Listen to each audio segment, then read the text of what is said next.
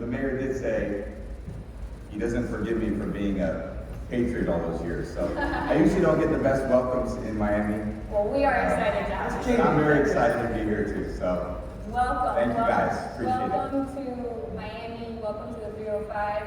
Welcome to Emerge. We couldn't be more excited to have you Welcome to today. your new home. Yes, Super Bowl champion. Passed for close to 90,000 yards, which is unbelievable. By far. It's a lot of throws. Yeah, how's your shoulder? It's a lot of catches actually on the other end of those. You are by far the most well-known and accomplished quarterback. That goes without saying. But also, you are a best-selling author. You're an entrepreneur, philanthropist, a father. Yeah. And where did all this drive come from? I kind of want to take everybody back to a young Tom in elementary school. Tell us about yourself and your interests at that time. Sure. Thank you guys very much. Obviously, it's great being here. I love being around people and certainly entrepreneurs like you guys who are leading the world in innovation and in new ways. That's obviously what it's all about for all of us. You know, we start in this one place in our life. I grew up in California, certainly a long ways from Miami. That's similar too. I know, yeah. Good weather. Yeah. I had a great family, like I got to see backstage with yours. I was just very fortunate to grow up in an area that was so, that was an innovative time in California too. Become whatever you want to become and really support my dreams to be able to do that. So, you know, when you have parents that are supportive and don't go, God, you know, that could be really hard, or that could be something that's very difficult. Maybe you should think about some other things. I would encourage all the parents out there to never set limits on what you think your children can accomplish, or really what anyone can accomplish. Because we're here at a conference that your dad, you know, ended up starting 10 years ago. 10 years ago. But the vision 20 years ago. Absolutely, and he came to the country 50 years ago. Everything starts somewhere. It doesn't start like this. Yeah. It starts maybe with way less people, and then it moves to more people, and then before you know it, you've got really a great thing going, and you want to continue that for a long time because you see how it brings people together and it truly changes people's lives. So my life was changed at a young age, growing up in the Bay Area. I had these great dreams. I had a great family that supported me, and then I just fell in love with the sport. And you know, many years later, I think it's about 32 years later since I started playing, you know, I retired from playing, and I was tired of getting hit. Enough of that. I'd much rather do other things. I know, do other things and enjoy, you know, some other aspects of life, certainly my children, and trying to continue to still do good things in a community. And lucky to be part of this community where I feel like there's a lot of great things going on. Yeah, and I'm very excited about that. So you guys are going to see a lot of me down here. Be easy on me on the streets. You'll warm up to me over time, but I'm very grateful. Thank you. We're so excited to have you here, Tom. Kind of on the same train of thought, you know, behind any great entrepreneur, any great athlete, any great high performer, there is an army of supporters and key mentors who've helped shape their path along the way. Yeah. And one of the things that really stands out about your career, your lifespan, is this ability to be able to overcome any challenge that comes your way. Yeah. That grit and that resilience that you've been able to cultivate.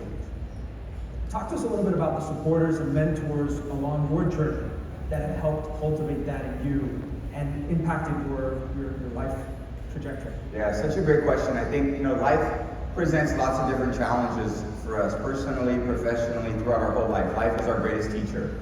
And I think part of going through life for me, the most rewarding part of my life is not, you know, my profession per se. I absolutely loved it. I loved doing what I did more than anyone else, I think. Really what I loved the most was having the people around me that supported me and allowed me to actualize my potential in what I love to do. And there were a lot of amazing mentors that came into my life. It started, like I said, with my parents, who embraced this somewhat crazy thought of a young kid that, God, I want to go play professional sports when I'm older, like a lot of kids do. You know, and very few are actually make it. But you know, the thought of my parents being able to do that, you know, that's a great lesson for me. When I wanted to learn how to play football, it's not like you're born a football player. I'm born just an American kid like everyone else. I was played on the street, and I didn't even have a background. I just played on the street with my friends.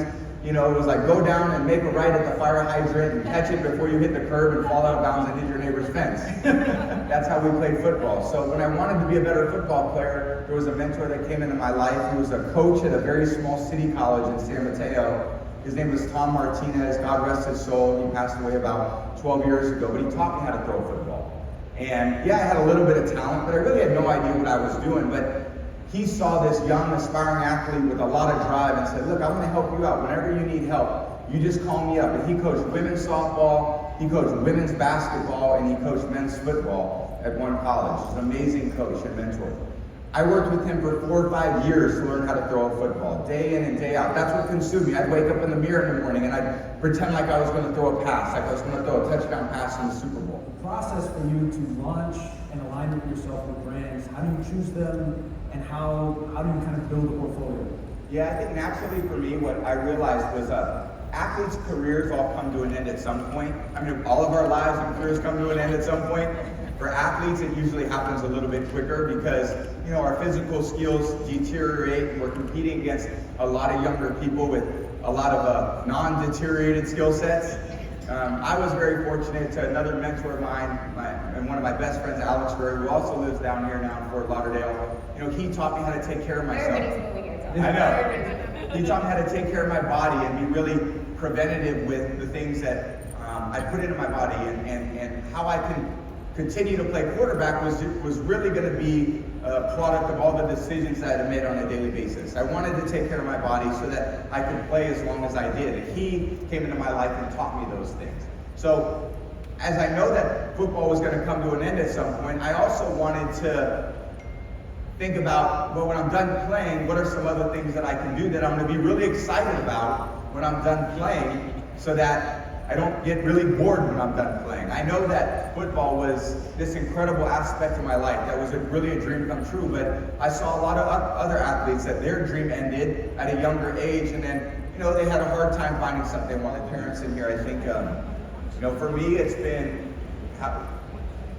you know, you always think that you're trying to teach your children something. In the end, your children are teaching you.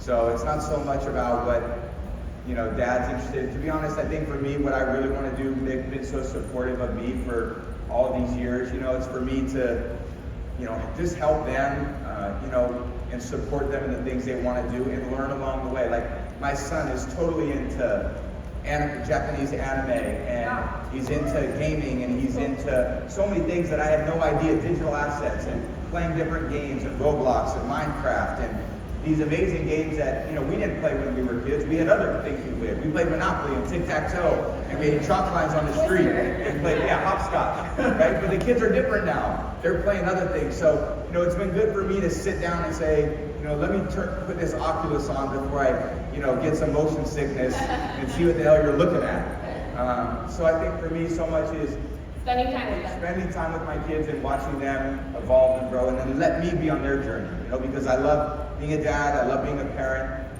Again, not an easy job for all of us, you know, but we do the best we can do. We certainly don't have all the solutions, but we can try our best with our kids, and, you know, they're the ones that are going to carry on. You know, your father set a great precedent for you. He gives you a great example for how you want to be in your life. I want to do that for my kids just like my parents did that for me. And I'm sure you are. So that was a little bit for their time, but more of our generation. Check that one out. Well, That's a good one. yeah, they're taking notes. Do you prefer the beach or the mountains? The beach, girl, let's go.